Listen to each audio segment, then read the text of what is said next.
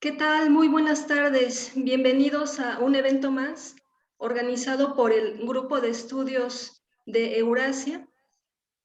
En este día 8 de marzo del año 2022, como hemos visto desde hace un par de semanas, grandes cambios ocurren dentro del espacio de Eurasia, dentro del espacio postsoviético y sin lugar a dudas también en el esquema de las relaciones internacionales y de la política mundial. El grupo de estudios de Eurasia aplaude la iniciativa de una de nuestras compañeras, Irais Fuentes, por promover precisamente el estudio del tema de género, mujer, en los diferentes países que conforman este espacio euroasiático que en adelante en este siglo XXI que estamos iniciando será un concepto muy importante y muy interesante para los estudios no solamente regionales, sino también en cuanto a todo lo que es el conglomerado de las relaciones internacionales y sobre todo de la política mundial. Por ello, precisamente, el tema de estudio de género y el lugar de la mujer en los diferentes países que conforman esta región es sin duda importante, porque precisamente no se puede hablar del lugar y la importancia de la mujer en el desarrollo de la historia, perdón, no sé, es muy importante hablar del desarrollo y la importancia del papel de la mujer en la historia de la conformación de un país y también de una región. Por ello, precisamente, este ciclo de conferencias que inauguran tres destacadas académicas que en un momento presentaremos, tendremos en este ciclo también diversas académicas que con sus temas de especialización abordarán este tema y nos enriquecerán precisamente este conocimiento del lugar de la mujer, sin duda importante, como les comento, en esta región. En esta primera mesa trataremos el tema de Rusia y el Asia Central. Una segunda mesa será el Medio Oriente y Turquía. En una tercera presentación entenderemos lo que significa el lugar de la mujer en India y el sureste de Asia. Posteriormente veremos cómo juega el papel de la mujer en Asia Pacífico, China y Japón. Y finalizaremos este ciclo de conferencias con el lugar la importancia vaya del lugar de la mujer en la región de las Coreas, Corea del Norte y Corea del Sur.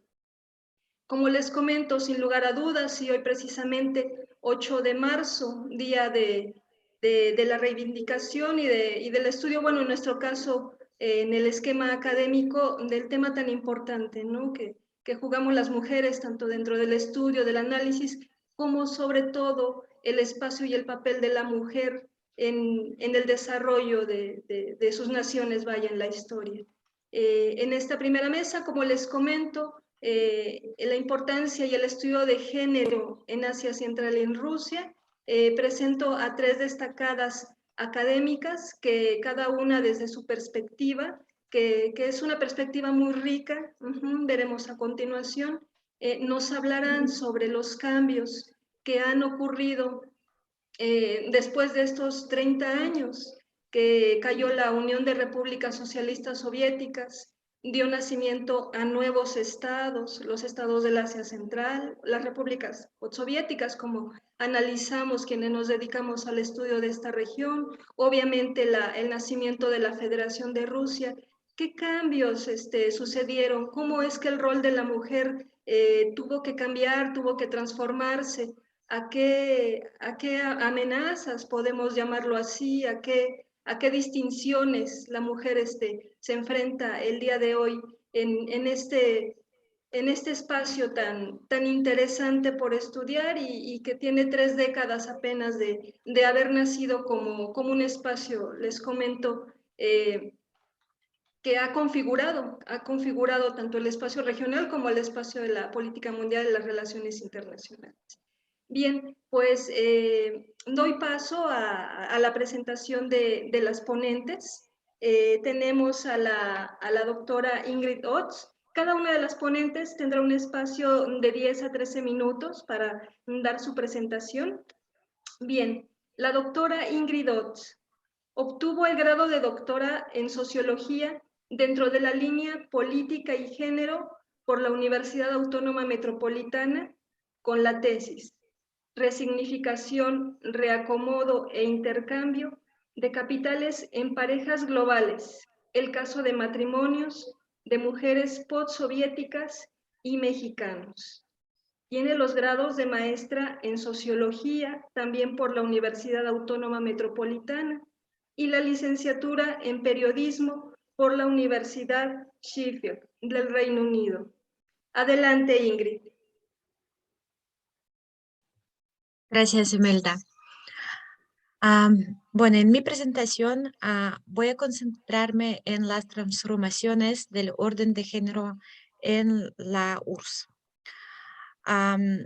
Una característica bastante singular del orden de género soviético, que por cierto es un sistema multinivel que incluye instituciones e interacciones sociales que prescriben ciertos comportamientos y posiciones jerarquizadas a hombres y mujeres, es que este fue determinado por intentos del control estatista de las esferas tanto pública como privada. El marxismo-leninismo dotaba al Estado de la función del regulador principal de las normas de género a través de políticas coercitivas y el control de las esferas cultural, legal y política de la sociedad. En mi presentación voy a rastrear los orígenes de la construcción del imaginario de género soviético y hacer un panorama de las etapas de transformación. Bueno, estoy transmitiendo desde Estonia, espero que no se va a ir mi conexión, porque a las 12 de la noche nadie me va a arreglar.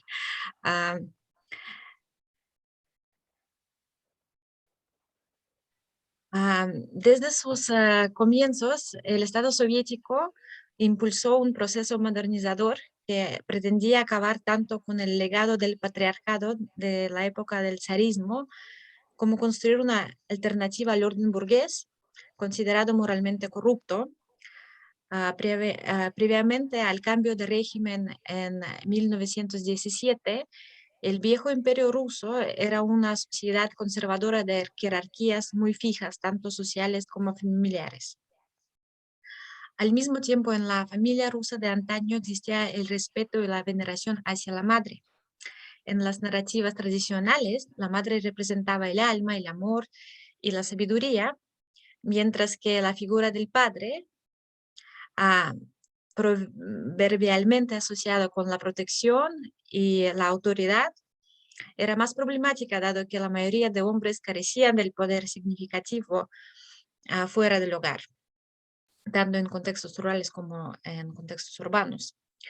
Aún así, los principios patriarcales organizaban las relaciones dentro de las familias, generalmente compuestos por 2 o 3 generaciones que vivían bajo el mismo techo, sin importar la clase social, y que se manifestaban en el poder supremo del padre, la jerarquía y diferenciación rígida de las posiciones, funciones y roles según el género y la edad. Y finalmente, en la prioridad del rol social de la persona sobre su individualidad. Son básicamente algunas características de sociedades más tradicionales. Al principio del siglo pasado, la familia se convierte en el lugar donde se da el choque entre los ideales tradicionales y las nuevas exigencias de la modernidad. Y los debates más apasionados se producen acerca de la posición subordinada de la mujer y la cambiante estructura de relaciones familiares. Los sociólogos rusos y extranjeros que estudiaron la transformación del orden de género en la sociedad soviética destacan 4 periodos marcados en su historia. La primera etapa, desde la segunda revolución, desde la Revolución de Octubre hasta finales de la década de 1920, es el periodo de movilización política de las mujeres y la experimentación de los bolcheviques en el campo de la sexualidad y las relaciones familiares. La primera constitución de Lenin de 1918 privó de sus derechos políticos a todas las personas adultas que que no trabajaran o usaran empleados, instalando así la obligación legal de empleo universal. Como parte de su plan político, el Estado intentó realizar la política de familiarización y de la llamada a las mujeres a la esfera pública, lo cual significó una serie de proyectos legislativos, entre ellos la creación de los consejos de mujeres, la secularización del matrimonio, la simplificación del divorcio, el establecimiento de los periodos de maternidad y incapacidad pagados, la igualación jurídica de los niños nacidos dentro del matrimonio y fuera de él, y la introducción de mecanismos de vigilancia, la misma remuneración para mujeres por el mismo trabajo que para los hombres. Sin embargo, estas políticas fueron implementadas dentro de las condiciones de una guerra civil, una severa hambruna y numerosos problemas sociales y económicos que enfrentaba el joven gobierno de Lenin. Aparte, muchas mujeres en ese momento no podían aprovechar las iniciativas progresistas estatales, siendo analfabetas y sin cualificaciones o experiencia para conseguir un trabajo formal. El problema del desempleo femenino era endémico. Mientras los códigos familiares les otorgaban derechos para una autonomía económica y legal, en práctica las mujeres, viudas o abandonadas por sus maridos, hacían filas en las puertas de fábricas en el intento de obtener cualquier ingreso para sobrevivir. Como dijo la historiadora estadounidense, Wendy Goldman, el reclutador más exitoso de las mujeres en la industria era el hambre. La nueva ideología también pretendía reorganizar la sexualidad.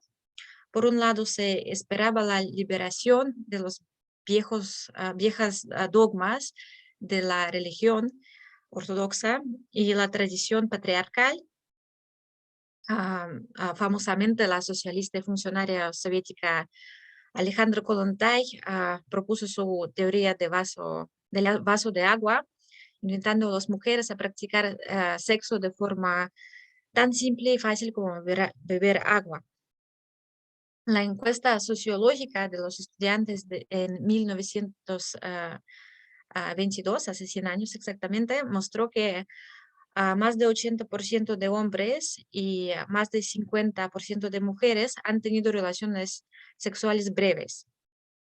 Las libertades sexuales eran practicadas más en las grandes ciudades como Moscú, Kiev y San Petersburgo, pero también eran transmitidas a las regiones de periferia a través de obras literarias y teatrales, así como por medio de canciones populares y posteriormente películas soviéticas. Por otro lado, los bolcheviques ideológicamente más conservadores esperaban que la vida privada estuviera subordinada a los intereses del proletariado a través de la presión del individuo por parte de sus jefes y colegas del lugar de trabajo. El médico y psicoanalista, quien atendió a los líderes del partido, hasta escribió el panfleto llamado 12 mandamientos del comportamiento sexual de la clase obrera, que prescribían la selección sexual según la pertenencia a la clase y las metas de la revolución. El Estado tomó control sobre prácticas privadas, como por ejemplo los bailes, llevándolos de plazas y calles a casas de cultura y prohibiendo ciertos géneros como el tango o two-step, géneros más occidentales. En la segunda etapa de la transformación del orden de género normativo, que abarca un periodo entre los finales de la década de los 20 y mediados de los años 50, o sea, la época del estalinismo, surge una norma conceptualizada por Igor Kohn, otro muy importante sociólogo ruso que estudió género, como la androginia totalitaria, un intento de crear un individuo soviético asexual.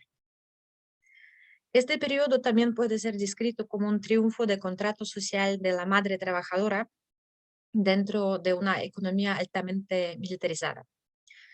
Fue una etapa de movilización masiva de las mujeres frente a los ritmos acelerados de la industrialización, la militarización de la economía y posteriormente a la Segunda Guerra Mundial.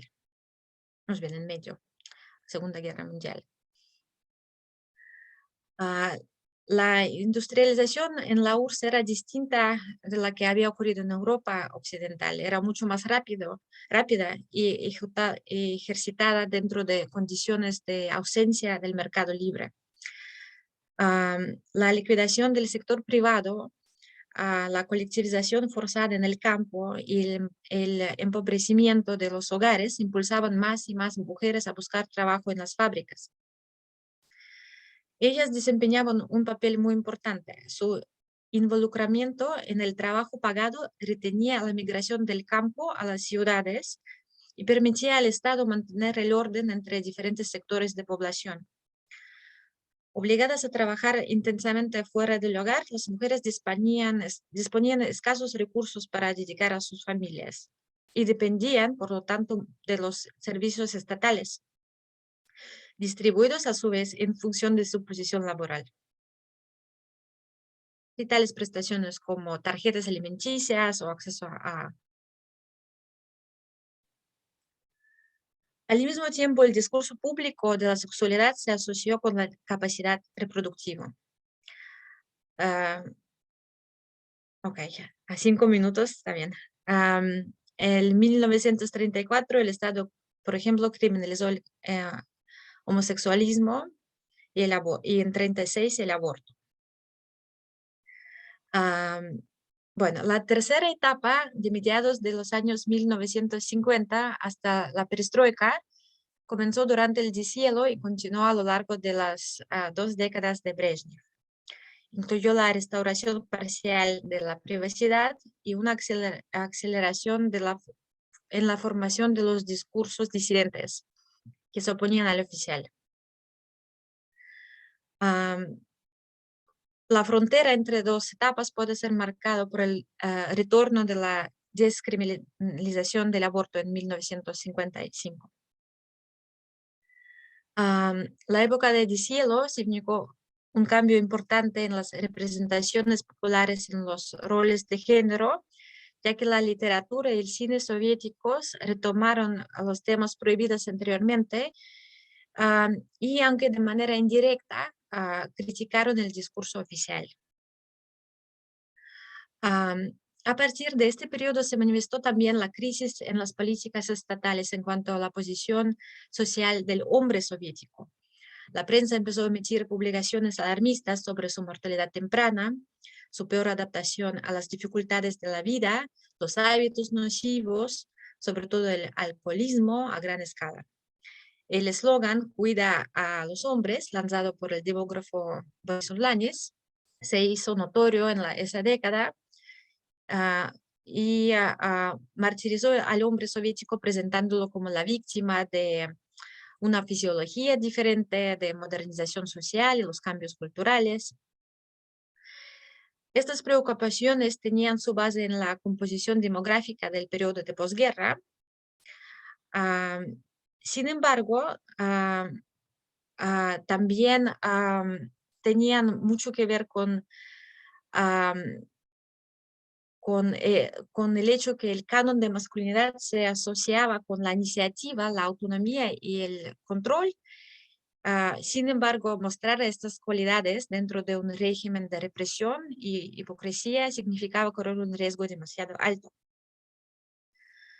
Por último, a partir de la perestroika hasta nuestros días, podemos hablar de la cuarta etapa en el orden de género soviético y más tarde postsoviético, que coincide con el inicio de las reformas políticas y económicas neoliberales y una rápida occidentalización de las sociedades previamente cerradas por la cortina de hierro.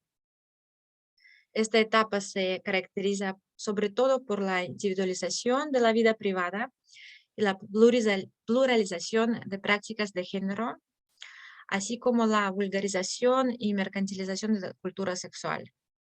En cuanto a la última, la feminista checa, Smejkalova Strickland, apunta que las revistas pornográficas que aparecieron en los kioscos callejeros en los años 1980, lejos de simbolizar la objetivación y devaluación de mujeres, fueron vistas como una de las manifestaciones de la llegada de la cultura democrática liberal.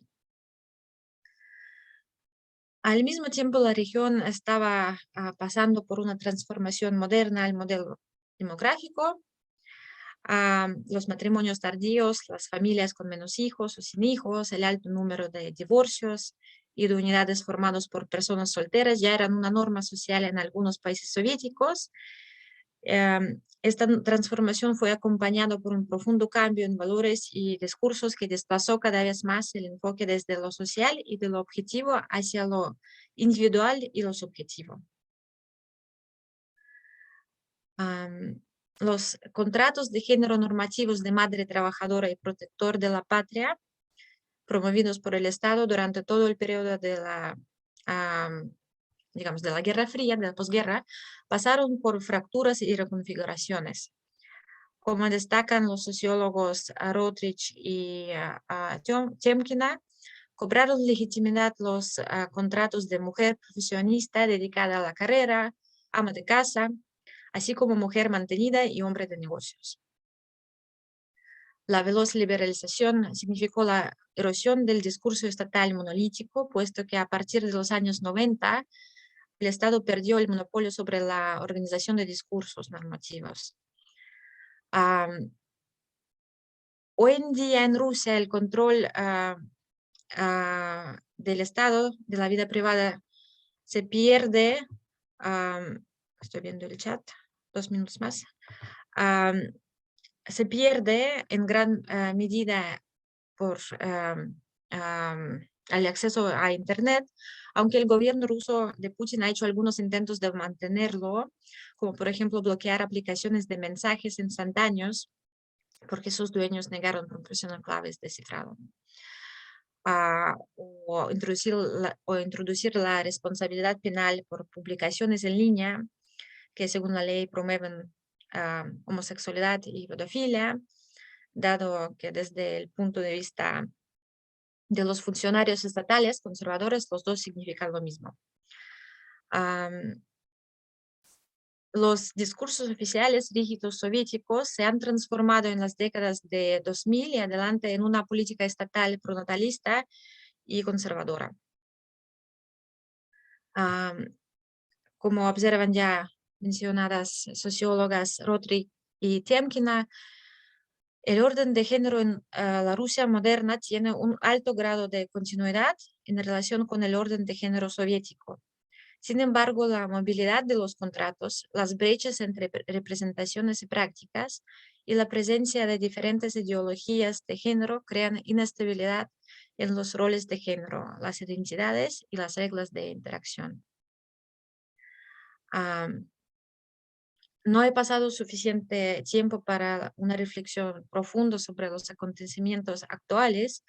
Estoy refiriendo al conflicto militar entre Ucrania y Rusia, que está ahora consumiendo la atención de todo el mundo, a la par con el discurso ultrapatriótico que glorifica devoción a la patria por encima de cualquier otro valor. Surgieron otras voces. Para finalizar mi presentación, quería leerles una parte del manifiesto feminista de resistencia contra la guerra.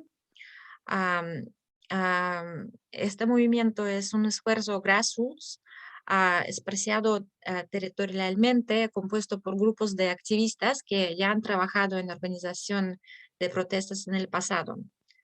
Protestas que por su naturaleza han sido ilegales en Rusia. Ese grupo se organiza a través de Telegram, está involucrado en varias iniciativas. Como ya no me queda todo, pues ya me quedan, supongo, un par de minutos, nada más voy leer una parte. El feminismo como fuerza política no puede estar del lado de la guerra, especialmente de la guerra de ocupación. El feminismo aboga por el desarrollo de la sociedad, la ayuda a quienes se encuentran en situación de vulnerabilidad, más oportunidades y perspectivas, así como por la disminución de la violencia y que las personas convivan pacíficamente entre sí. La guerra significa violencia, pobreza, migración forzada, vidas rotas, inseguridad y la desaparición de un futuro. Se opone a toda la esencia del movimiento feminista. La guerra exacerba la desigualdad de género y puede hacer que todos los avances en materia de derechos humanos retrocedan por muchos años. La guerra trae consigo no solo violencia física, sino también violencia sexualizada. Como muestra la historia, durante la guerra para cualquier mujer el riesgo de ser violada aumenta varias veces.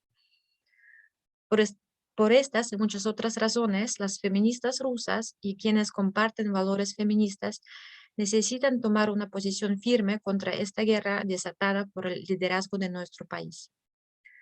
La guerra actual, como muestra el discurso de Putin, también está bajo la bandera de los valores tradicionales, entre comillas, de la tecnología política que Rusia supuestamente decidió llevar al mundo de una manera misionera, utilizando la violencia contra quienes no están de acuerdo con ellos o tienen otros puntos de vista.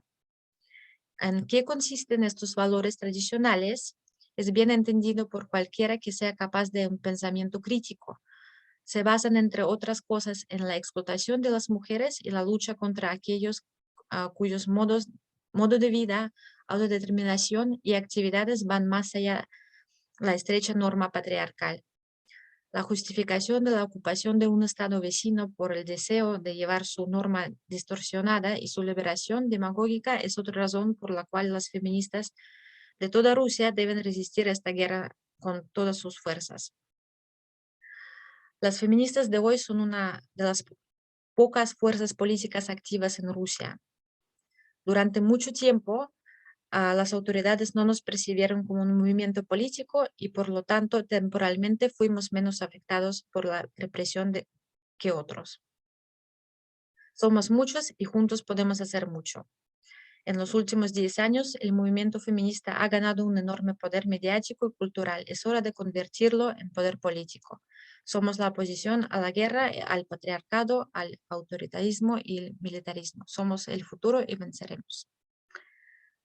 Bueno, muchas gracias por darme la oportunidad y voy a escuchar sus intervenciones y ponencias.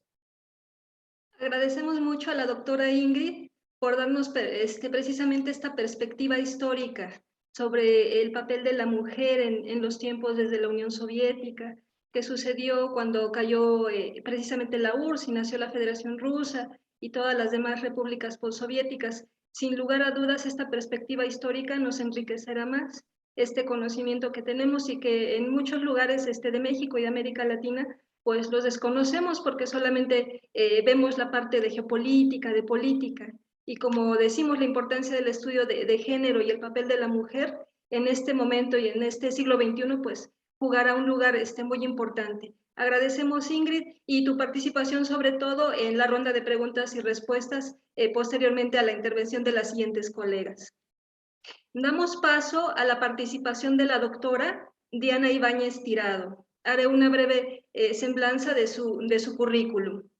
Es licenciada en Relaciones Internacionales por la Universidad Nacional Autónoma de México, maestra en Estudios de Medio Oriente por el Colegio de México, maestra y doctora en Antropología Social por la Universidad de Londres. Cuenta con estudios certificados de Lengua y Cultura Rusa por el Centro de Lenguas Extranjeras de la Universidad Nacional Autónoma de México y del Instituto Estatal de Idioma Ruso Alexander Sergeyevich Pushkin de Moscú. Actualmente es profesora investigadora en el Departamento de Antropología Social de la Universidad de Sussex, Reino Unido.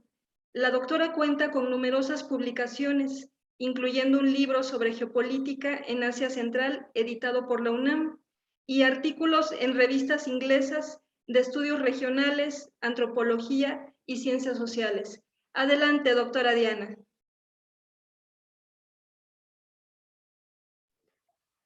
Gracias, Imelda, y gracias, Ingrid, por darnos una perspectiva histórica que en cierta medida va a facilitar pues la plática que voy a dar. No es una presentación así muy bien estructurada, es más bien como una conversación. Y gracias a Euroasiáticos por organizar esta mesa y por ser como tan activos en los estudios de Eurasia desde el mundo hispanohablante, ¿no? Para mí es un orgullo y estoy muy contenta de poder participar. Bueno, en Asia Central y más específico, yo trabajo en Tayikistán. O sea, primero lo que quiero decir es que a pesar de que los países de Asia Central que emergieron de la caída de la Unión Soviética y que surgieron como países independientes en el 91, tienen una trayectoria muy parecida porque tienen un contexto histórico muy parecido al que del que Ingrid habló. También son muy diferentes en la cuestión económica, en la cuestión cultural, en la cuestión de la mujer. Tienen muchas similitudes y muchas diferencias. Entonces, en cierta medida voy a hacer algunas generalizaciones y en otros puntos voy a enfocarme en lo que es mi trabajo, que es Tayikistán. En cuanto a lo histórico, lo que quiero rescatar es el hecho de que los países que ahora son Asia Central, antes de la Revolución Rusa, tuvieron una intervención del Imperio Ruso en diferente medida por medio de los estados que ahí existieron, por ejemplo, el Emirato de Bukhara, el Janato de Joyand. No me voy a meter mucho en historia, pero tuvieron diferentes formas administrativas y de control ruso. Entonces, para simplificar, las mujeres, la sociedad en general, vivieron diferentes procesos de rusificación y de colonización o formas de imperialismo. Lo que quiero rescatar de ahí es el papel de la liberación de la mujer, que en idiomas turcos, en uzbeco, por ejemplo, le llamaron el hujum, que fue un poco como liberar a la mujer. Son poblaciones de mayoría musulmana, y que era esta idea de cuando se formó la Unión Soviética, de liberar a la mujer del yugo patriarcal, de liberar a la mujer de la religiosidad, de la tradición que el gobierno soviético y los nuevos ciudadanos soviéticos veían en el pasado de aquellos emiratos, aquellos janatos y aquellas sociedades que eran diferentes a los rusos. Entonces, durante los procesos de Hujum, de esta liberación, se buscaba, primero que nada, quitarle el velo a la mujer. Eso fue una forma muy práctica, simbólica y visible de la liberación de la mujer. Entonces era como sal, mujer, sal del yugo patriarcal, ven a estudiar, ven a la escuela, quítate el velo.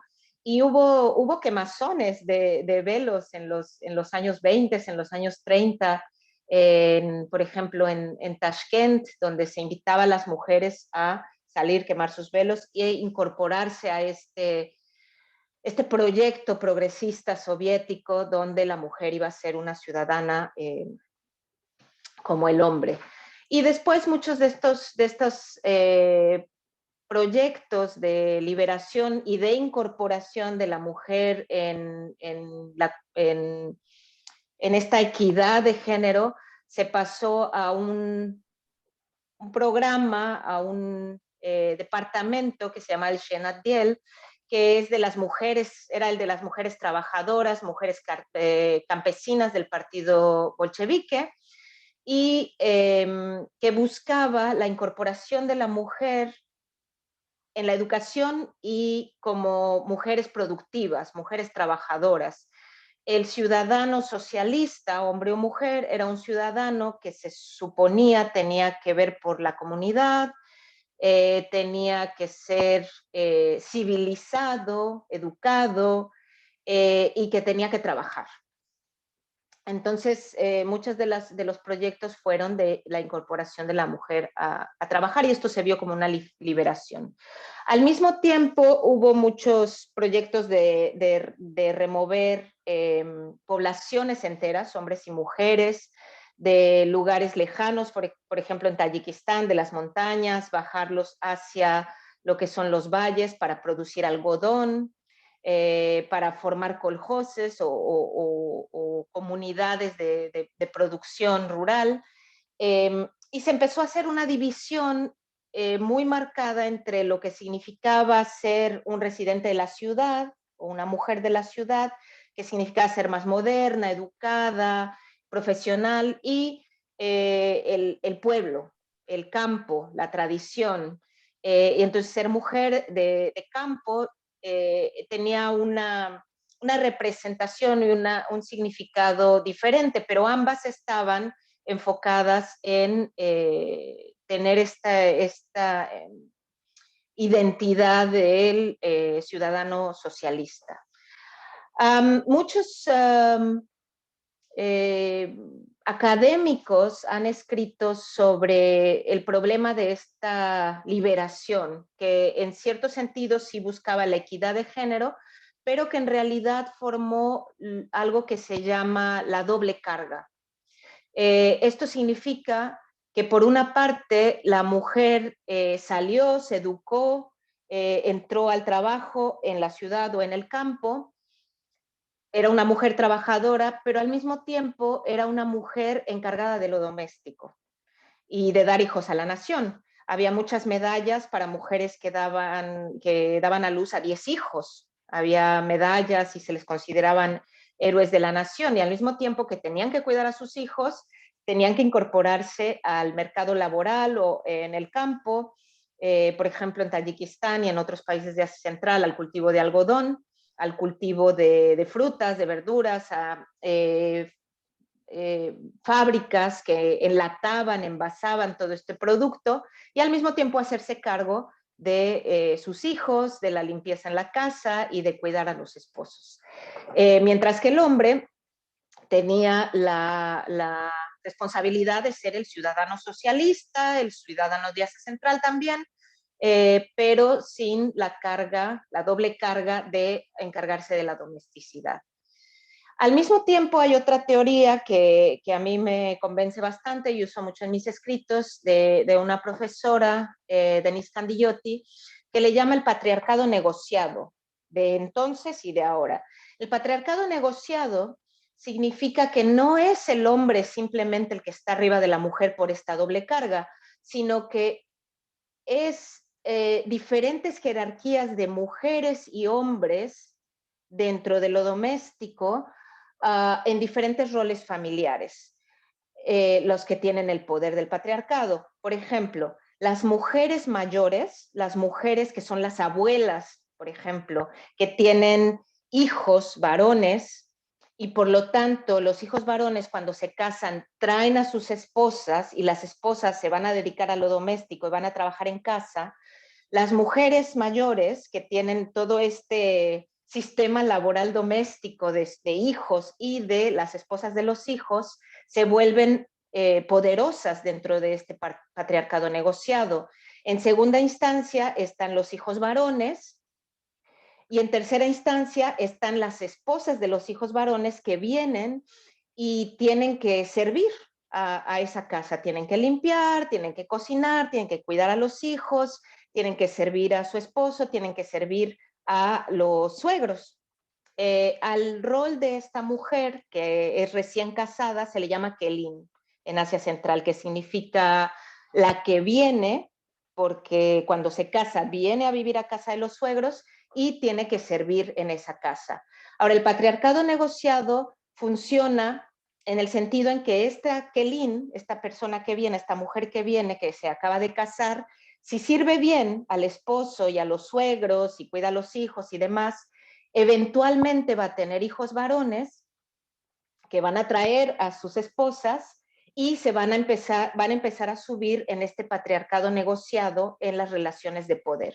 Entonces, el patriarcado negociado es una forma de poder donde no solamente el hombre manda, no es un binario de género, sino que la edad y la condición de tener hijos varones o hijos mujeres y de cuántos de ellos se pueden casar y pueden traer a las esposas, es donde una mujer más joven se va a poner en la jerarquía de poder. Entonces, mientras que la mujer soviética y después soviética tiene que negociar esta liberación, la educación, la profesionalización o el trabajo en el campo o en la industria, también tiene la doble carga de ser la encargada de lo doméstico y dar hijos a la nación, y encima el patriarcado negociado de servir a las mujeres mayores, a las abuelas.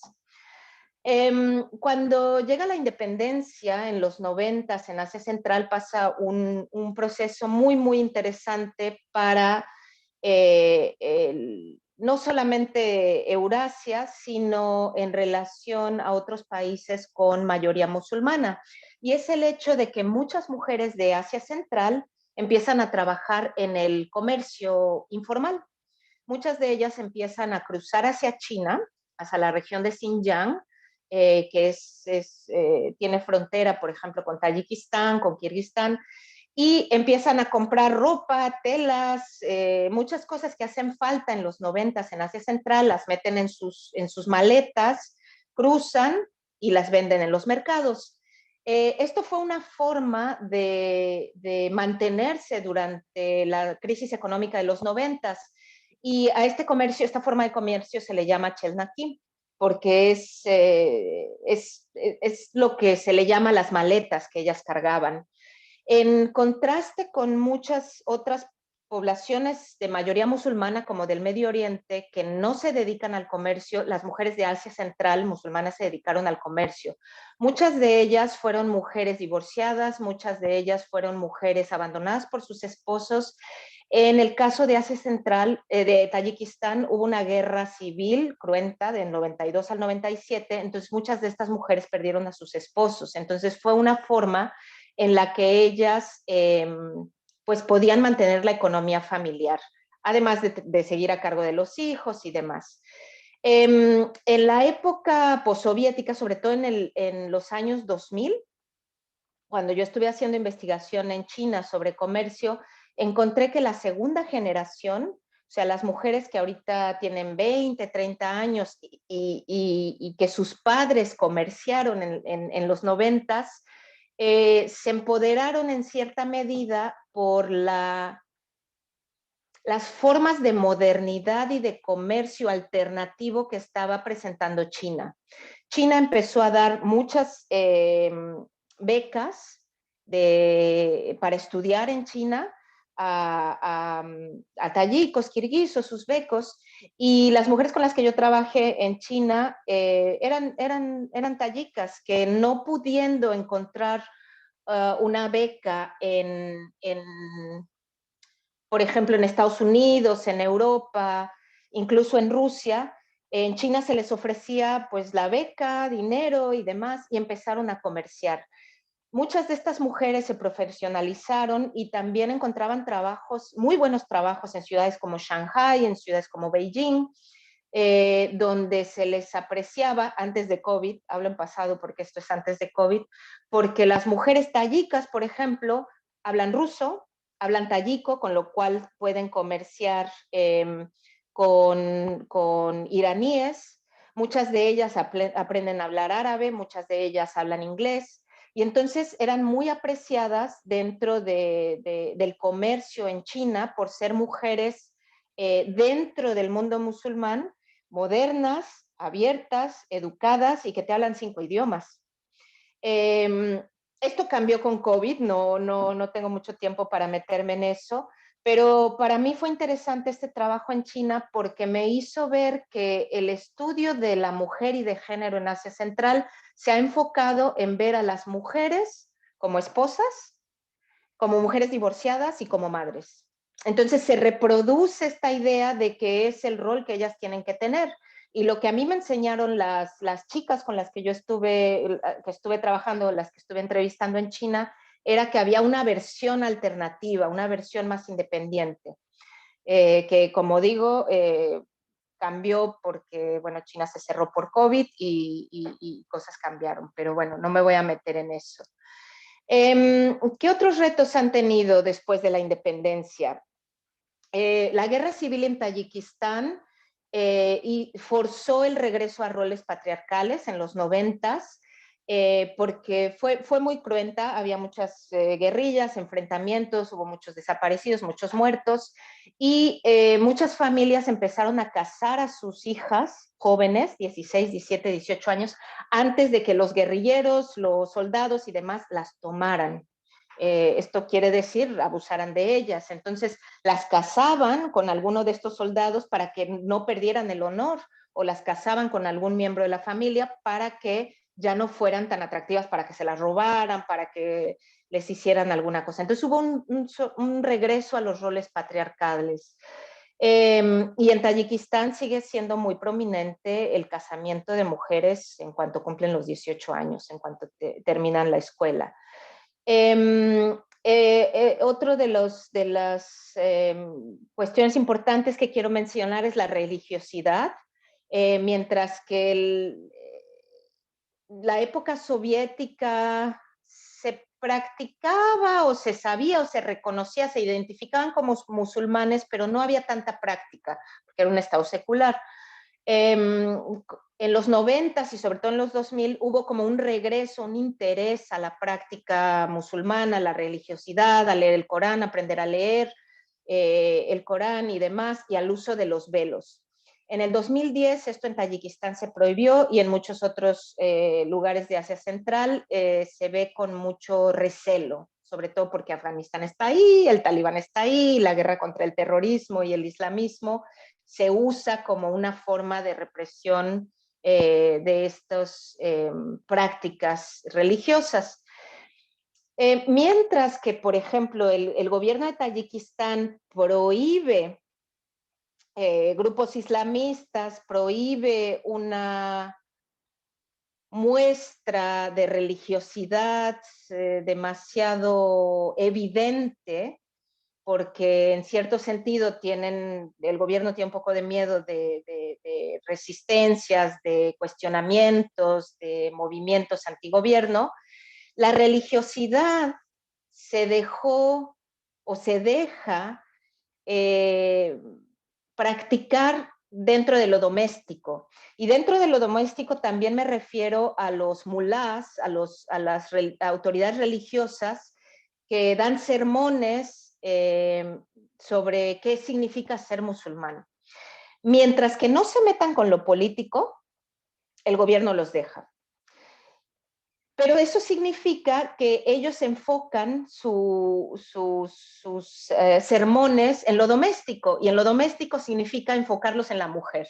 Entonces, cuando yo estuve en Tayikistán en 2009 y 2010 analizando estos sermones, muchos de ellos se dedicaban a tratar de formar a la mujer. Muchos de estos sermones religiosos eran: la buena mujer musulmana es una buena esposa que sirve a los suegros, que se calla, que no protesta.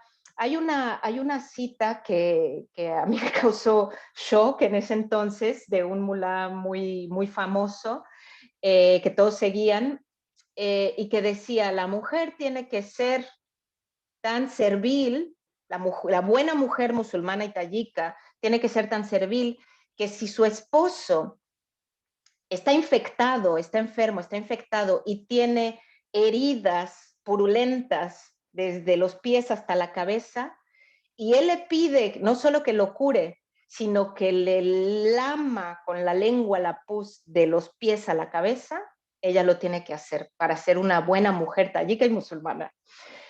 Y esto se dejaba, o sea, esto el gobierno lo dejaba porque no se metía dentro de cuestionar la falta de participación política alternativa a los gobiernos de Asia Central. Entonces, mucho de la parte de religión, de formar a la mujer musulmana, tenía que ver con lo doméstico. Otro de los retos que hay en Asia Central y sobre todo en Tayikistán es, por ejemplo, las esposas múltiples. No se permite por ley tener más de una esposa. Los códigos legales familiares en Tayikistán siguen siendo códigos soviéticos, entonces son códigos seculares, relativamente modernos, apuntando a una familia nuclear, donde hay un papá, una mamá y los hijos. Con el incremento de interés en ser musulmán y la idea de tener 4 esposas, que no se practica en muchas partes donde hay mayoría musulmana, pero en Tayikistán fue como, bueno, tenemos derecho y demás.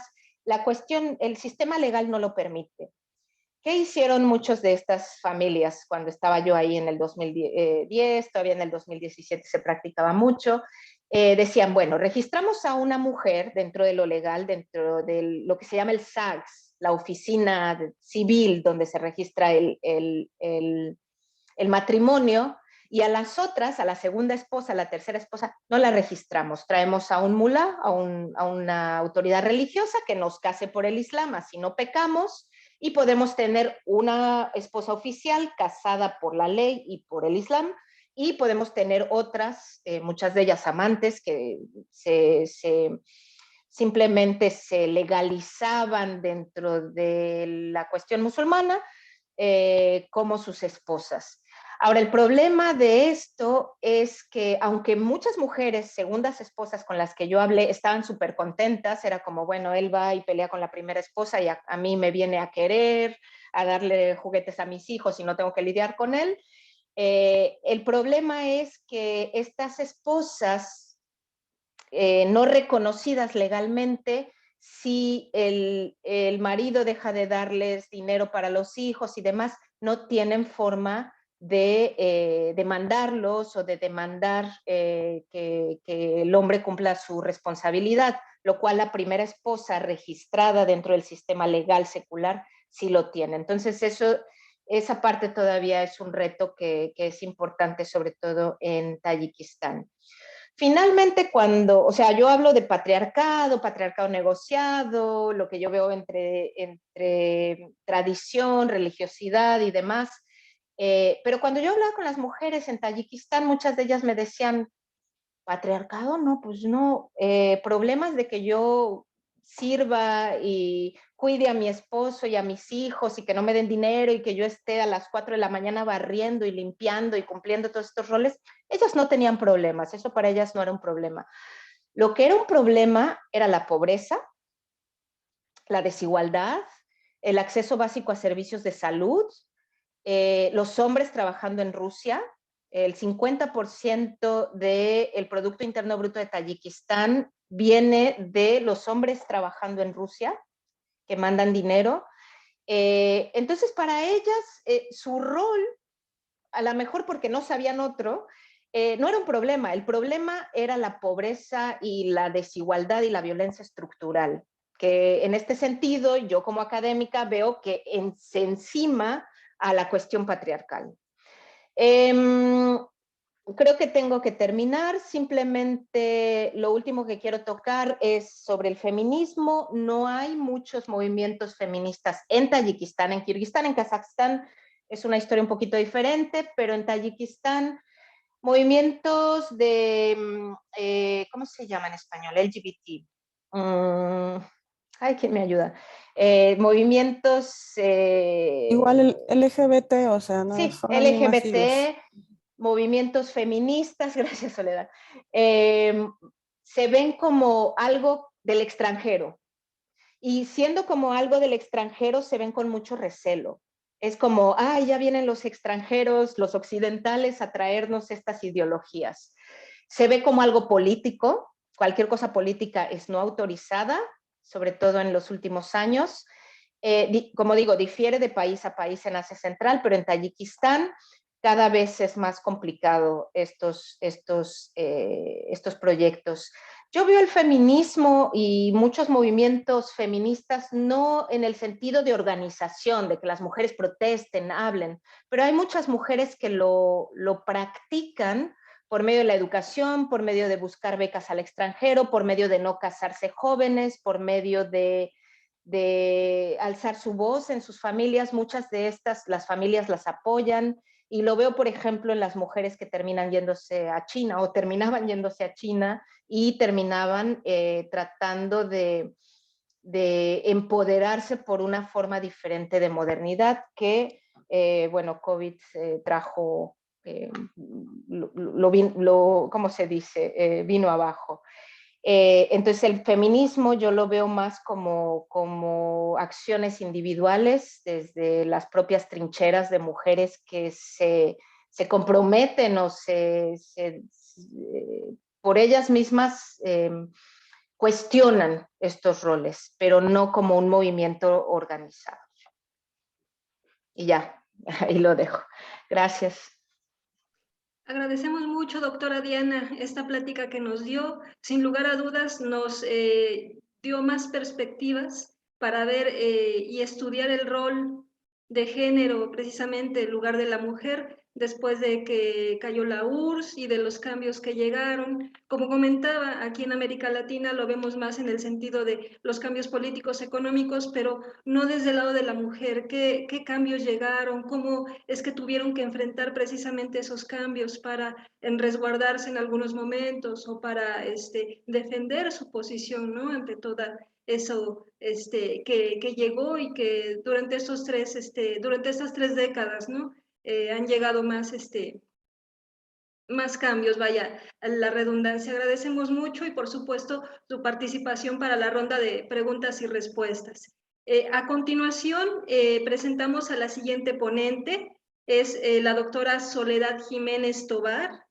Ella es licenciada en Estudios Latinoamericanos por la Universidad Nacional Autónoma de México, maestra en Estudios Chinos por el Colegio de México y doctora en Antropología Social por la Universidad Martín Lutero.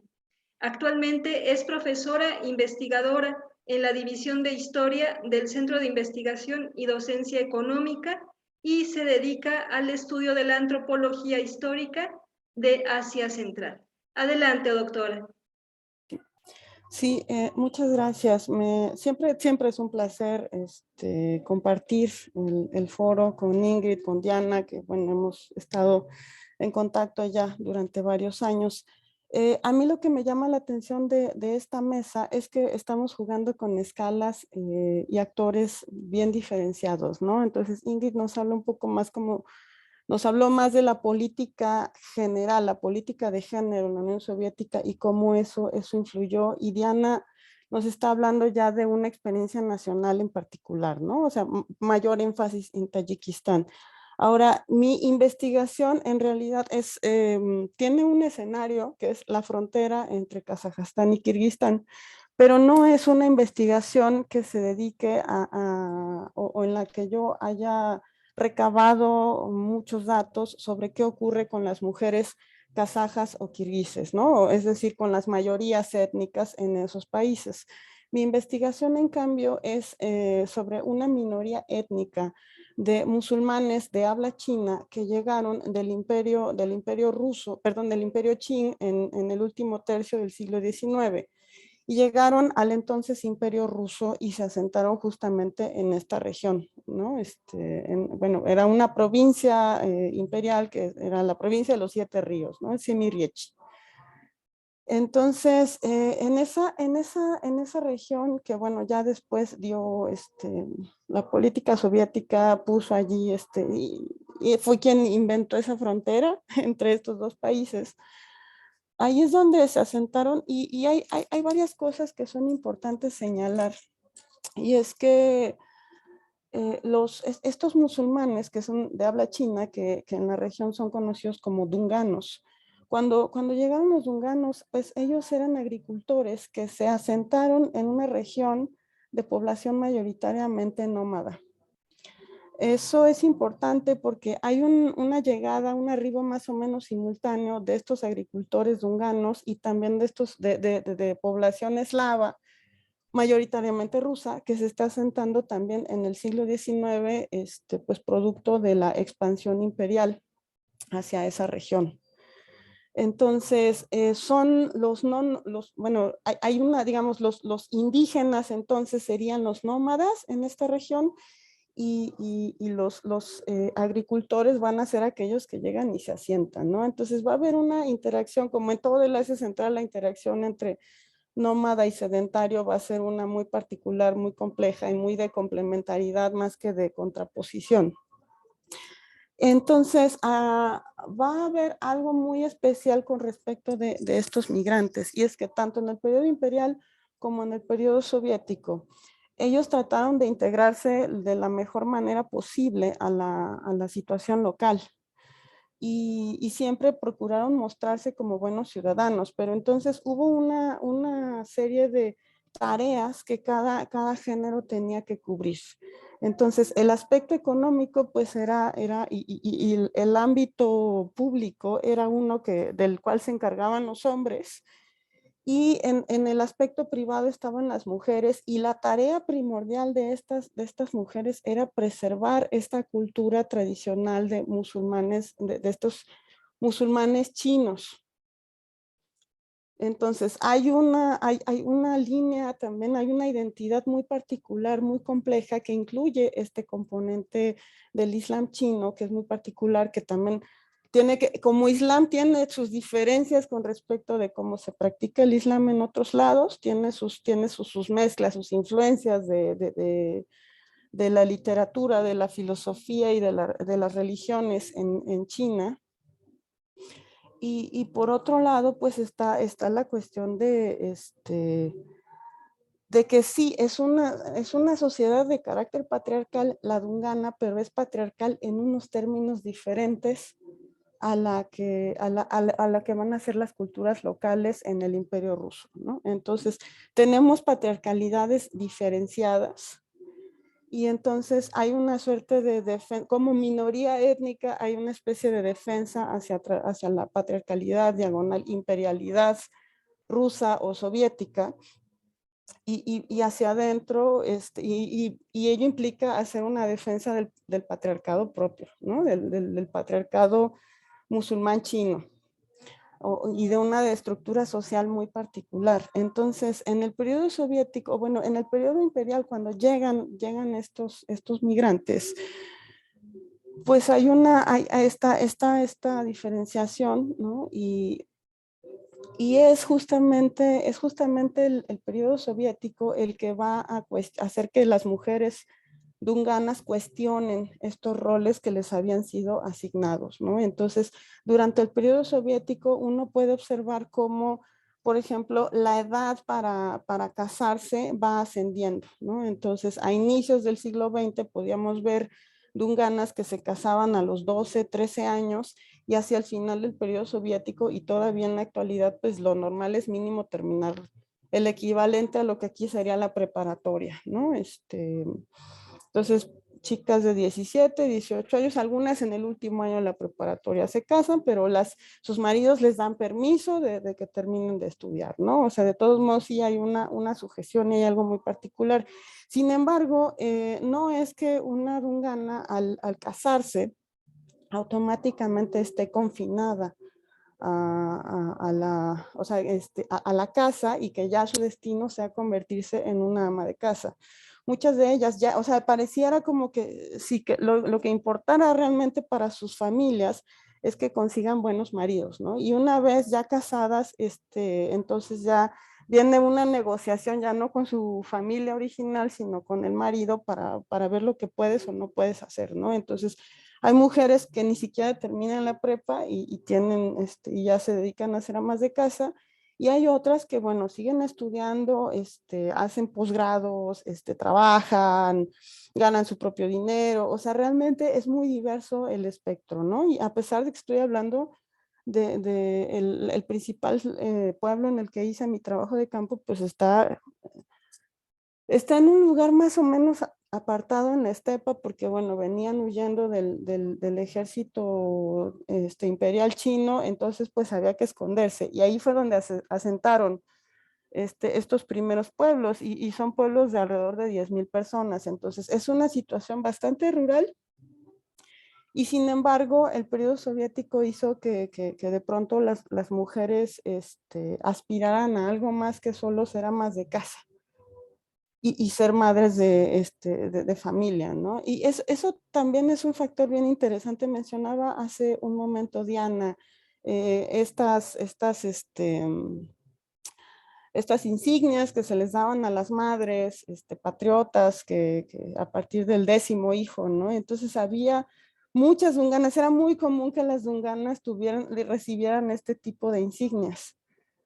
No porque se esforzaran por tener más hijos y ganar el reconocimiento por parte del Estado soviético, sino porque justamente en China pues las familias estaban acostumbradas a tener familias muy numerosas, ¿no? Y entonces de pronto pues también había un premio por eso.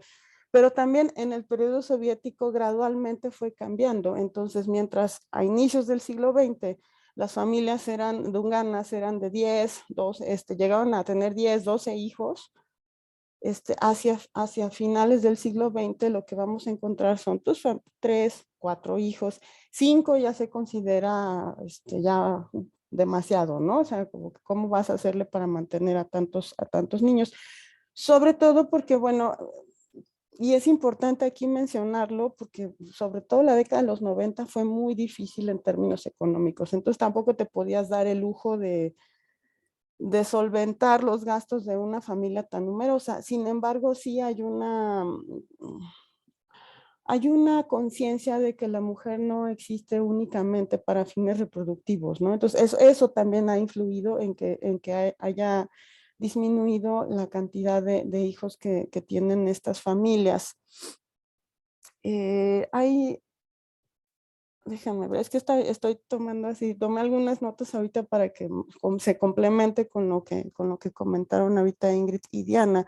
Y también otra cosa que yo noté en el trabajo de campo, y eso me lo explicaron varias personas de varias etnicidades, no solamente las dunganas, pero normalmente me insistían mucho en esto los dunganos, de una manera de ser mujer que en la ex Unión Soviética se dividía en dos tendencias generales, ¿no?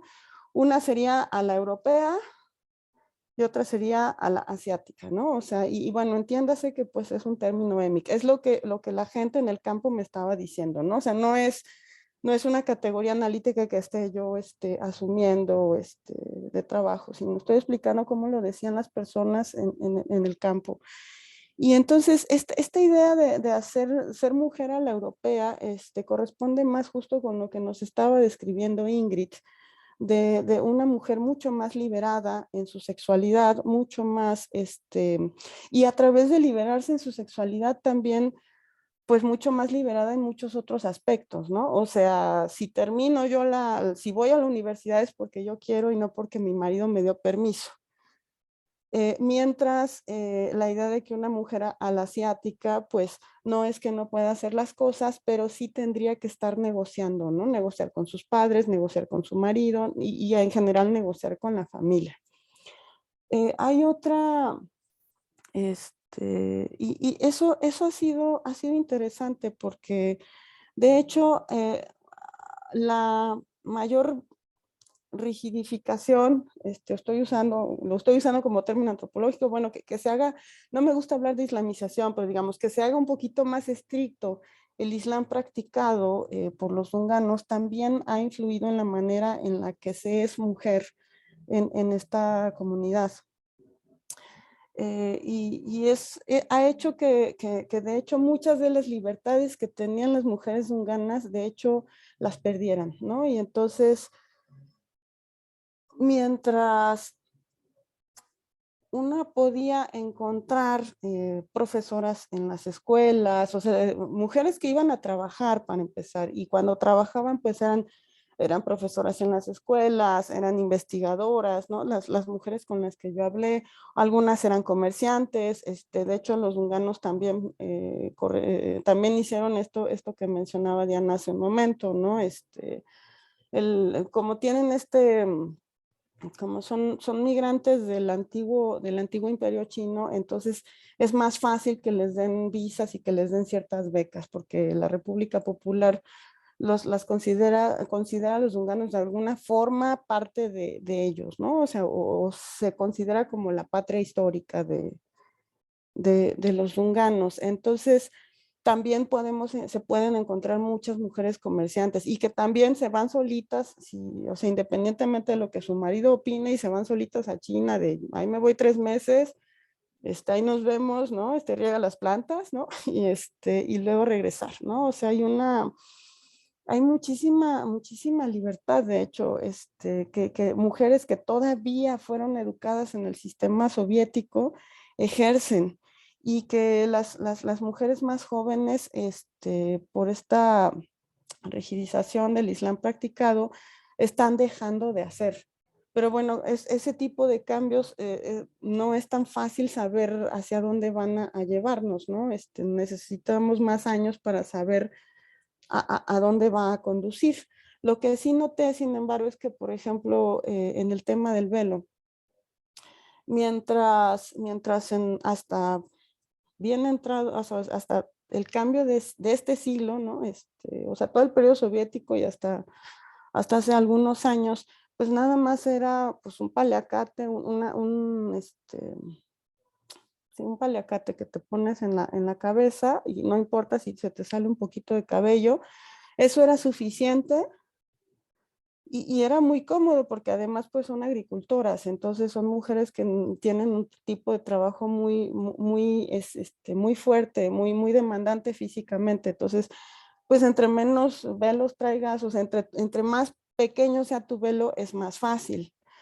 Entonces, perdón, es que, bueno, me vi algo ahorita en el chat. Entonces, mientras todavía ese tipo de velo mucho más suave, digamos, menos estricto, se utilizaba hasta el cambio de siglo, de este siglo. Ahora, la última vez que yo estuve en campo, que fue en 2016, ya vi burkas, ¿no? O sea, ya llegué a ver que se cubrían totalmente, lo cual también nos habla de un cambio, una dinámica diferente. Empezaban a ocurrir también estos matrimonios, fenómeno de tener varias esposas, los hombres, y sin embargo las mujeres no estaban de acuerdo, ¿no? Y algunas, por ejemplo, ocurría mucho que las esposas principales se enojaran con el marido por esa situación y tomaran a sus hijos y regresaran a la casa de sus padres, ¿no? O sea, justamente para tratar de no entrar en esta dinámica de una familia más amplia, ¿no? Los hombres dunganos más bien optan por el modelo de, pues, decir que son sus 4 esposas, pero en realidad socialmente son más vistas como las amantes, ¿no? O sea, es algo que todavía se está negociando a ver qué va a pasar, si socialmente es aceptado o no. O sea, hay una aceptación por parte de los hombres, pero las mujeres no lo están aceptando tan fácilmente, y hacen cosas un poco más extremas, ¿no? Eh, y bueno, también otra cosa que a mí me llamó mucho la atención, y eso era ya con las expectativas que podía tener una mujer a la hora de pensar en su futuro, ¿no? Recuerdo entrevistas en las que había jovencitas que tenían miedo de casarse porque no querían aprender a cocinar como alguien más, ¿no? O sea, porque en Asia Central se practica mucho esto de que, pues, si tú te casas, tú te tiene, aunque ya sepas cocinar, te tiene que enseñar a cocinar la mamá de tu marido para que pues sepas bien, así, para que lo tengas muy feliz, ¿no? Entonces, había muchas chicas que consideraban eso como un acto de humillación. Y entonces también era una negociación desde el noviazgo, ¿no? Como que, o sea, pues te vas a comer lo que yo te prepare, ¿no? O sea, no tengo por qué ir a aprender a cocinar con tu mamá. Entonces, digamos, es una suerte de feminismo que tiene que ver más con la defensa a nivel de lo cotidiano. aunque no haya tanto una discusión teórica o reuniones entre mujeres para hablar de estos temas, claro que existe. Y entonces, aunque el régimen de género ciertamente ha cambiado y aunque hay que se haga, que cambia la manera de practicar el Islam entre los yunganos, a pesar de eso, y de que las chicas más jóvenes entonces pareciera que tienen un cierto retroceso, digamos, con todas las comillas del mundo, en cuanto a las libertades que tienen. A pesar de eso, hay muchas mujeres que se formaron en el periodo soviético que trabajan mucho justamente para estarles diciendo, recordándole a estas jovencitas que siempre tienen otras opciones, ¿no? O sea, y son las directoras de las escuelas, las profesoras, y ellas sí hacen de pronto círculos de estudio, círculos de lectura, con las chicas leen a Kollontai, por ejemplo, pero se forman más en este feminismo soviético, leen más el feminismo soviético más que, o llegan a leer de pronto autoras feministas que están en en algún lugar de la ex Unión Soviética, ¿no? O sea, no solo las rusas, y también leen feministas, de pronto comentan algunas ideas de feministas musulmanas. Pero bueno, es algo que no se ve como, de hecho, no se ve como algo extranjero, justamente por esta particularidad que yo les estoy comentando, ¿no? Y eso me parece fascinante porque, por ejemplo, Diana y yo sí trabajamos hacia Central y sin embargo los datos que cada una tiene son muy diferentes. Eso es lo que a mí y ya si lo pensamos desde el lado europeo de lo que fue la Unión Soviética, que es lo que nos está presentando Ingrid, pues vemos que se hace todavía más complejo, ¿no? Eso es lo que a mí me parece fascinante de analizar, seguir analizando como conjunto, o sea, comparativamente lo que fue la Unión Soviética. Yo creo que lo iría dejando por aquí para, pues ya en el caso de que surjan preguntas, pues ya ahí empezará a hacer una discusión un poquito mayor. Muchas gracias por la invitación. Agradecemos a la doctora Soledad su participación acerca precisamente del papel de la mujer en este espacio que muchos desconocemos sobre el Asia Central, la relación con China precisamente, que sin lugar a dudas también China presenta un tema en lo referente a los estudios de género, el papel de la mujer. Posteriormente eso se tocará más a detalle en las siguientes mesas. Y me parece que esta mesa de análisis, la primera de este ciclo de conferencias, pues nos enriqueció mucho. En lo particular, yo que me dedico precisamente al estudio de la política exterior de Rusia, a su nivel de geopolítica, todo eso, yo desconocía muchos puntos que ustedes trataron y que también, obviamente, a las participantes, a las que vieron esta mesa de análisis, pues también generó tanto reconocimiento como también muchas cuestiones. La doctora Ingrid nos hizo un panorama histórico precisamente desde tiempos de la Unión Soviética y posteriormente las doctoras Diana y Soledad nos dieron una apreciación más en sentido regional de la importancia de las repúblicas del Asia Central.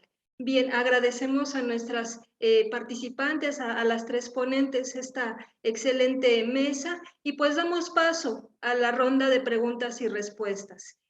Mónica Ramos nos escribe la siguiente pregunta. En el orden de aparición de sus presentaciones va la participación de las ponentes para que respondan la pregunta. ¿La igualdad de género permeó a las repúblicas del Asia Central a partir de esta premisa de igualdad? Sí, bueno, ella comenta, si se puede decir así, promovida por el socialismo? Adelante, quien guste participar.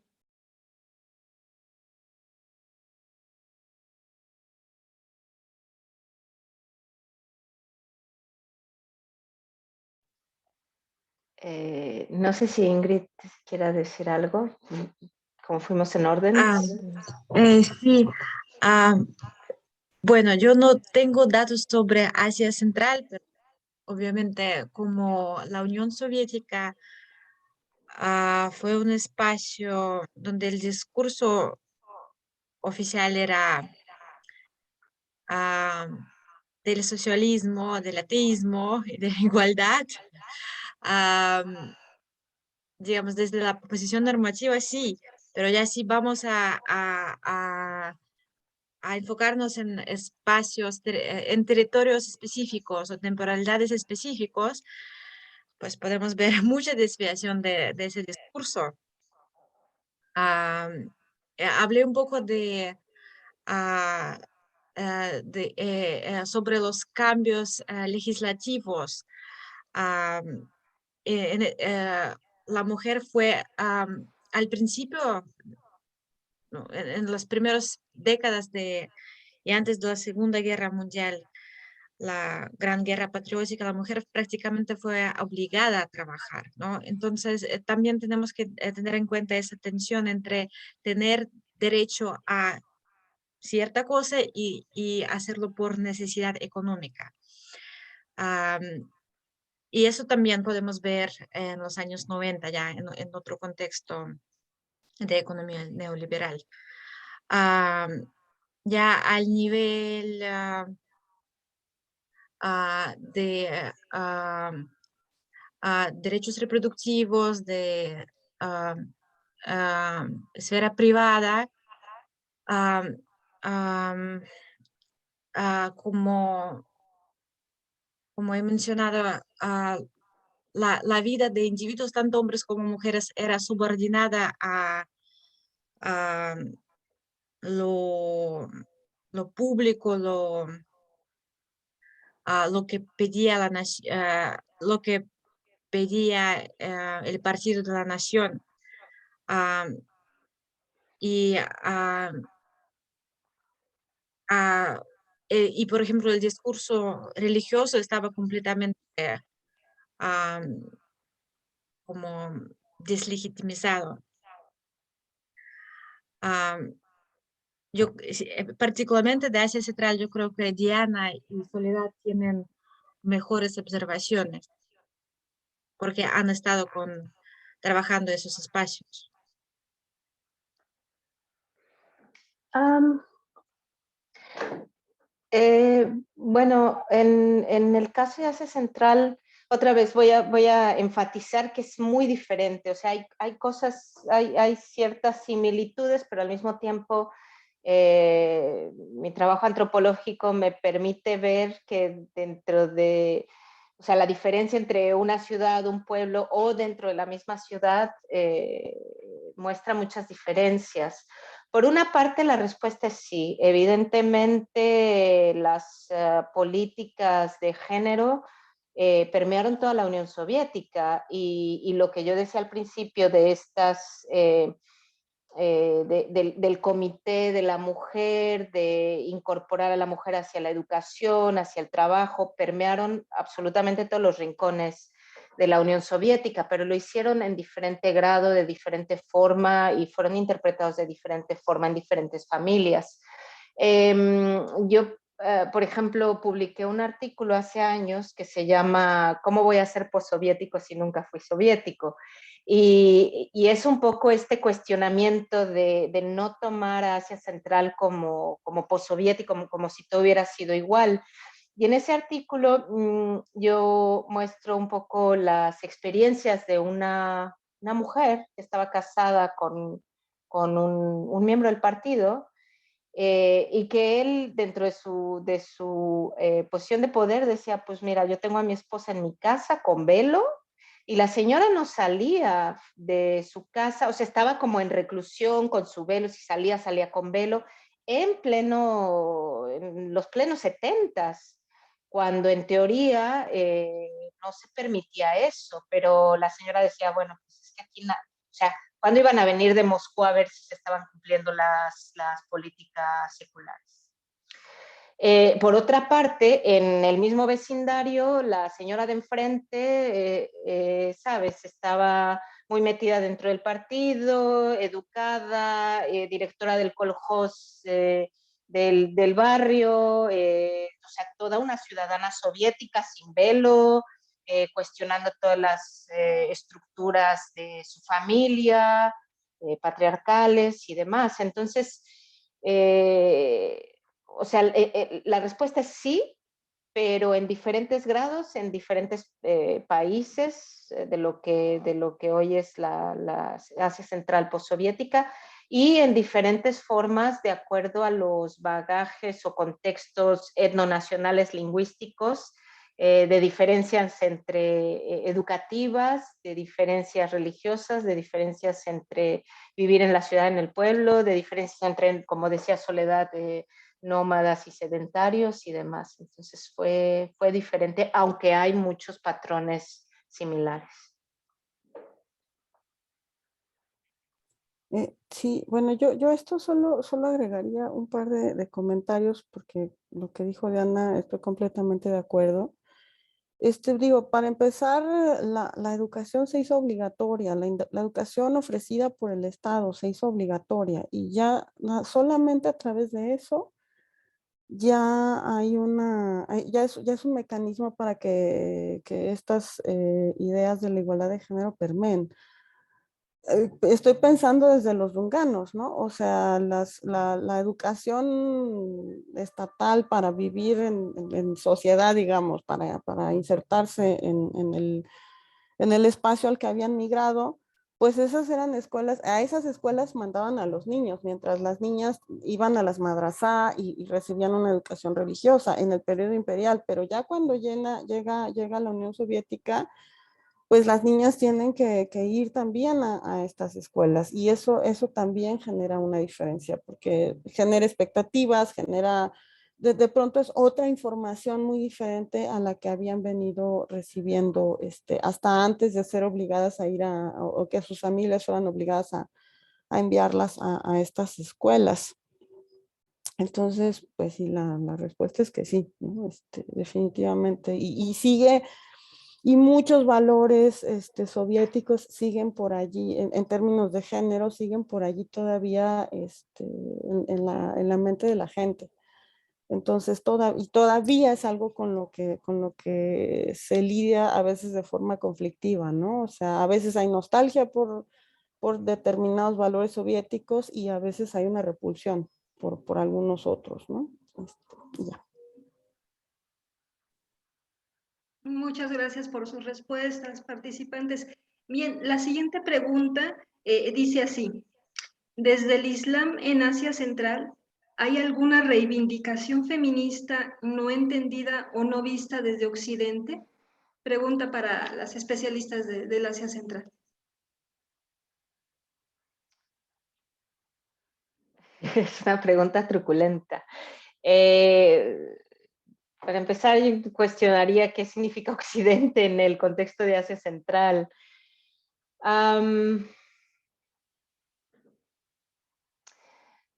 El año pasado, feministas de la época soviética, feministas de la época postsoviética, mujeres académicas, se juntaron en Tayikistán para hacer una pequeña mesa de participación como la que tenemos aquí, donde se habían registrado entre 20 y 30 mujeres para llevarse a cabo en una universidad. No las dejaron, rentaron un salón así especial. Cuando ya iba a ser el evento les dijeron que no se podía. Se fueron a un café. Extrañamente el café no había electricidad ese día, todo pasó, había policía afuera. Y al final tuvieron que hacer su mesa en línea, intercambiar ideas en línea y demás. Y esto simplemente es para mostrar que yo no le quiero poner una categoría de occidental o no occidental o rusa o si viene del extranjero. Son movimientos de mujeres que se cuestionan su posición y la posición de otras mujeres en la sociedad. Si a esto le llamamos feminismo o no, es diferente. hay esfuerzos en Tayikistán, pero son vistos, interpretados, usados desde otros intereses como feminismo que viene de Occidente o feminismo que nos viene a alborotar a las mujeres. Pero esa es otra interpretación, esa es la representación que se usa precisamente para callar no solo mujeres, sino movimientos de cualquier tipo, movimientos que cuestionen el status quo de cualquier tipo. Entonces, en ese sentido, no es que sean occidentales, no les quiero poner una categoría. Hay movimientos cuestionando el status quo de las mujeres y a eso se le pone la categoría por parte de la policía, por parte de las autoridades, como feminismo que viene del extranjero y que viene a cuestionar, a mover, a romper las tradiciones locales. Sí, pues a ver, es que estamos en el mismo canal, Diana y yo, también quién sabe que sea Occidente, ¿no? Pero voy a comentar una anécdota de cuando estaba haciendo mi trabajo de campo para mi doctorado. Me comentaron de una señora que durante el periodo soviético había sido la directora de una escuela y me dijeron cuando fue directora siempre tuvo pues usaba un traje sastre, usaba un chongo, usaba maquillaje, usaba tacones, ¿no? O sea, y en cuanto se jubiló, eso ya fue en los años 90, en cuanto se jubiló, al día siguiente la señora ya traía un vestido más musulmán, ¿no? Así que bueno, son los huesitos, que cubra estos huesitos, se puso el velo, las dunganas tienen todo un código de los colores de los calcetines, ¿no? Entonces usaba incluso los calcetines adecuados para una mujer de su edad y practicaba abiertamente su religiosidad, ¿no? Mientras en su trabajo o durante los años como directora de escuela jamás hizo nada que no fuera laico, ¿no? O sea, todo el mundo se cuestionaba, de hecho, por qué el contraste, ¿no? Había gente que pensaba que era atea. Y entonces me dijeron, deberías ir a hablar con esa señora, ya era una señora mayor, hace unos 10 años debía haber tenido la señora ya unos 80 años. Y llegué y le conté esa historia, ¿no? Que me habían dicho y le dije, pues yo quería saber por qué el cambio, ¿no? Y la señora se rió de mí en mi cara, como siempre le pasa a los antropólogos, ¿no? Que uno va y hace sus preguntas estúpidas, ¿no? Y el informante ya te avisa por qué eres tonto, ¿no? Te explica por qué eres tonto. Y me dice, mira, pues es que yo soy una mujer, soy musulmana, soy comunista y soy feminista. Y yo no veo cuál es la contradicción. O sea, tú dime cuál es la contradicción, por favor, porque yo no la veo.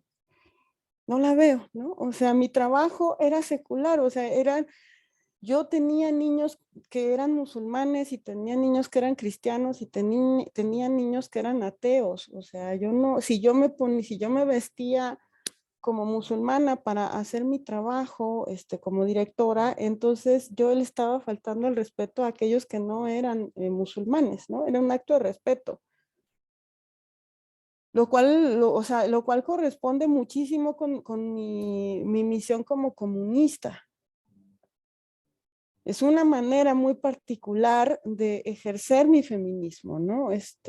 Pero una vez que soy liberada de esta función social que yo cumplía, entonces automáticamente yo recupero la libertad de decirle al mundo que soy musulmana, que el mundo se entere, pues, ¿no? O sea, no hay una contradicción en cuanto a los roles. Yo creo que el problema en todo caso, recuperando un comentario que hizo Imelda varias veces a lo largo de esta mesa, es que quizás nos resultan ajenas estas combinaciones que para la gente allá de verdad no hay mayor contradicción, o sea, somos los no locales los que no estamos entendiendo que hay maneras de ser comunista, hay maneras de ser feminista, hay maneras de ser musulmana, hay maneras de ser mujer, y es bien diferente a veces de una casa a la otra, o dentro de la misma casa, entre generaciones, o dependiendo del rol que estás tú desempeñando. Entonces, me parece que esta señora que se burló de mí porque yo no estaba entendiendo que pues uno puede tener una identidad muy compleja y que eso no es contradictorio. Yo creo que esa es la mejor respuesta que yo encuentro, ¿no? Al fin, antropóloga, dejar que los propios dunganos se definan. Y ya.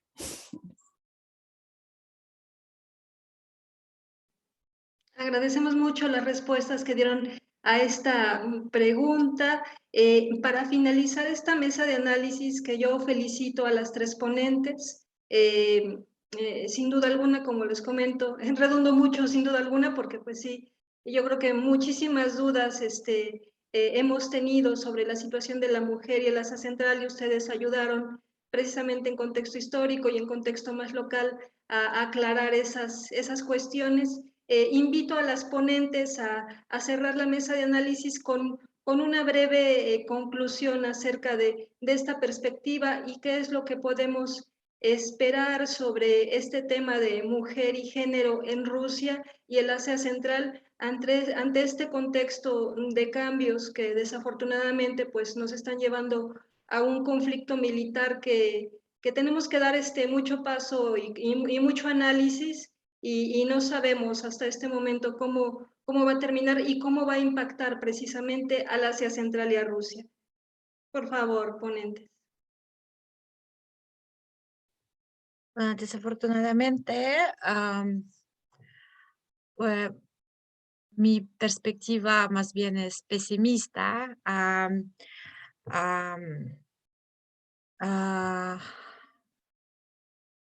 estamos observando cambios importantes en cuanto a la autonomía de universidades, espacios de investigación, publicaciones, tanto científicas como de discusión, en Rusia, Bielorrusia, Ucrania también. Y esto significa que los espacios donde se podían reunir personas con perspectivas diferentes se van a hacer cada vez más escasos. Y los movimientos feministas ahora se han convertido en movimientos prácticamente clandestinos o semiclandestinos. Y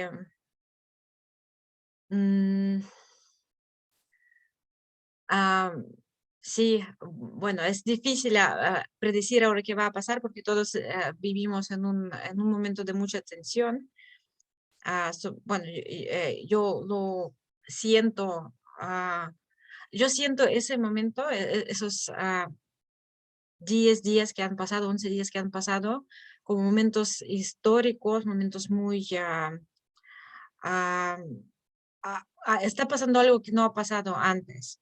Hay un cambio significativo en mentalidad. Entonces, precisamente que va a ocurrir con mujeres y hombres en Rusia y en alrededor, pues vamos a tener que ver con feminismo también. Sí.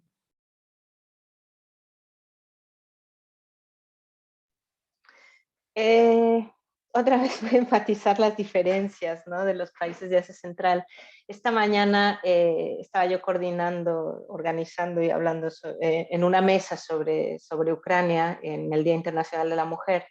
Y la semana pasada estaba invitando yo a mis colegas mujeres feministas que tengo en Kirguistán, en Kazajstán, para que dieran una perspectiva de Asia Central, porque yo estaba coordinando la mesa, entonces no quería yo hablar de eso, quería invitar a alguien, ¿no?, local. Y de mis colegas kirguisas me dijeron, no, porque es el Día de la Mujer, Internacional de la Mujer y vamos a salir a protestar, vamos a salir a la calle. y digo, ¿a qué hora es tu protesta? Dice, no importa qué hora es mi protesta, seguramente voy a terminar detenida o algo, entonces no, o sea, voy a salir, pero no me quiero comprometer, ¿no? Y mis colegas kazajes también.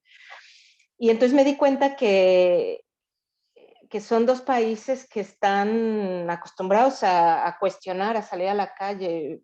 Vimos lo que pasó en enero, ¿no? En Kazajstán, con muchas protestas y demás, lo cual no es tan común, nada común en Tayikistán, donde yo trabajo. Entonces, es muy diferente. Yo creo que por lo menos lo que puedo ver con mis colegas de Kirguistán y Kazajstán es que no van a parar, no están dispuestas a parar. Muchas de mis colegas también están trabajando dentro de sus universidades y dentro de sus trincheras para atraer a académicos, intelectuales, artistas ucranianos y rusos que están tratando de escapar los últimos de las sanciones que son anti-gobierno, antiguerra y demás, y atraerlos, ¿no? Para darles refugio y para beneficiarse también, no ellas mismas, ¿no? Pero para beneficiar, todos muchos sabemos del beneficio que refugiados intelectuales traen cuando se mudan de país por diferentes cuestiones. Entonces están muy movidos en eso. En Tayikistán lo veo un poquito menos positivo por muchas otras cuestiones. En Tayikistán lo que yo quiero enfatizar es la importancia de la migración masculina a Rusia. Otra vez el hecho de que el 50% del Producto Interno Bruto de Tayikistán viene del dinero que se manda del trabajo sobre todo de hombres en Rusia, y que evidentemente con la caída del rublo, la caída de la economía y la caída de las sanciones económicas a Rusia, pues va a parar. Y lo que va a suceder es que eso impacta increíblemente en las familias tayicas locales.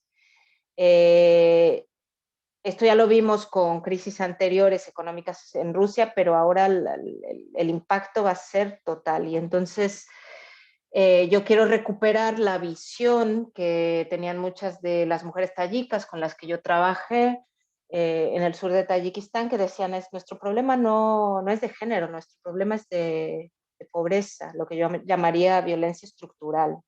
No es el hombre, sino es el poco acceso que tienen a servicios de salud o el dinero que no tienen, el desempleo y demás. Entonces, en ese sentido, el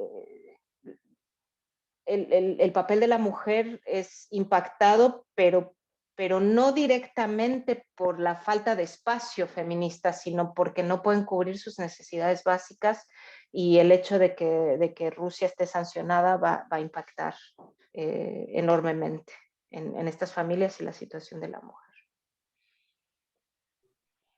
En el caso de los dunganos que viven tanto en Kazajstán como en Kirguistán, los dunganos, las mujeres en Kazajstán, las mujeres dunganas en Kazajstán definitivamente no tienen una buena perspectiva a futuro. En febrero de 2020 hubo algo que en la ex Unión Soviética se conoce como pogromo, violencia étnica. Vinieron kazajos a incendiar varias casas dunganas. Y a raíz de eso hubo una emigración masiva desde Kazajstán hacia Kirguistán. Entonces, en los siguientes años, yo creo que van a ser difíciles, no solamente por la situación ahorita de la inminente guerra, sino también por el hecho de que, siendo una minoría étnica, tampoco son bien vistos tanto por kazajos como por kirguises, en general. Tampoco en Rusia les va tan bien. Algunos de pronto han migrado a Rusia, y tampoco es que la opción sea migrar a China, porque bueno, en la República Popular China tampoco es que la población musulmana sea tratada con particular amabilidad, ¿no? Con estos centros de reeducación política que hay en Xinjiang. Entonces, en el caso de los dunganos, pues hay más violencias, además de la guerra que parece que va que viene entre Rusia y Ucrania. Además de eso, hay otras cuestiones por las cuales no es nada halagüeña la perspectiva a futuro.